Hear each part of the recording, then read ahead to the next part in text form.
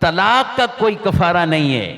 اگر طلاق کوئی شخص دیتا ہے یا طلاق کے کلمات بولتا ہے، طلاق کے الفاظ بولتا گئے، وہ لکھ کر دیتا ہے یا زبانی تحریری کسی صورت میں طلاق دی، جب طلاق واقع ہونے والی صورت ہے، اب اس کا کوئی کفارہ نہیں ہے، اب کوئی کفارہ نہیں ہے۔ 60 بندوں کو کیا 60,000 لوگوں کو بھی کھانا کھلائیں، طلاق کا کوئی کفارہ نہیں ہوتا۔ کچھ لوگ ایسے ہی کہتے ہیں نہیں کچھ ہو جائے گا، یوں 60 کو کھلا دو، 100 کو کھلا دو۔ میں نے کہا پھر تو بڑا معاملہ کلیئر ہو گیا، آسان ہو گیا۔ مالدار آدمی یا جس کے پاس بھی 4 پیسے ہیں، 60 بندوں کو کھانا کھلانا کچھ بہت زیادہ خرچہ تو نہیں ہوگا، اس میں 20,000 ہو جائے گا، 25,000 ہو جائے گا۔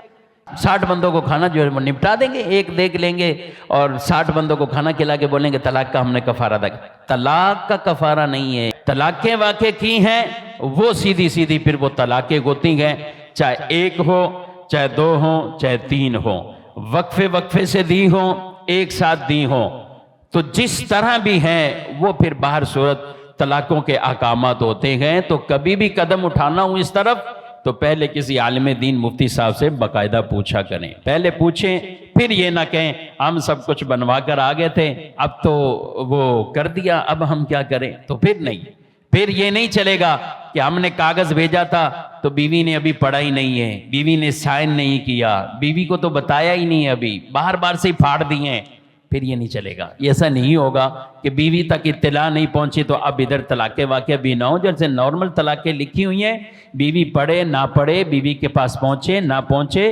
اس صورت میں فرق نہیں پڑے گا۔ تو اگر کوئی غلطی کر لے تو پھر اس غلطی کے جو احکامات ہیں وہ پھر اسے برداشت کرنے ہوں گے، اور وہی شریعت کے احکامات ہیں، اور اس کے لیے پھر ادھر ادھر کا انداز وہ اختیار نہیں کرنا۔